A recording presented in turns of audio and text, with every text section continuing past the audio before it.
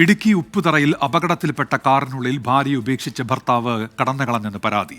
ആലടി സ്വദേശി സുരേഷ് ഓടിച്ച കാറാണ് അപകടത്തിൽപ്പെട്ടത്. ഗുരുതരമായി പരിക്കേറ്റ ഭാര്യ നവീന കോട്ടയം മെഡിക്കൽ കോളേജ് ആശുപത്രിയിൽ ചികിത്സയിലാണ്.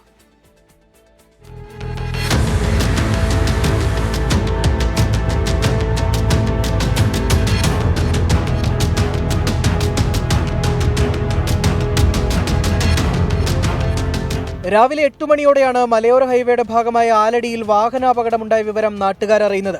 റോഡിൽ നിന്ന് താഴ്ചയിലേക്ക് പതിച്ച കാറിനുള്ളിൽ കുടുങ്ങിക്കിടന്ന നവീനയെ നാട്ടുകാരും പോലീസും ചേർന്ന് ആശുപത്രിയിലെത്തിച്ചു.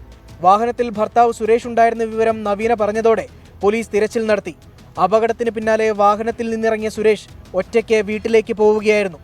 മദ്യലഹരിയിലായിരുന്ന സുരേഷ് മനഃപൂർവ്വം അപകടമുണ്ടാക്കിയതായാണ് സംശയം. ഈ വണ്ടി കണ്ടപ്പോഴാണ് ഓർത്തത്, അന്നത്തെ പരാതിക്കാരനാണല്ലോ. അപ്പോൾ സ്ഥിരം ഇതുപോലെ പോയി വണ്ടിയിലാണ്.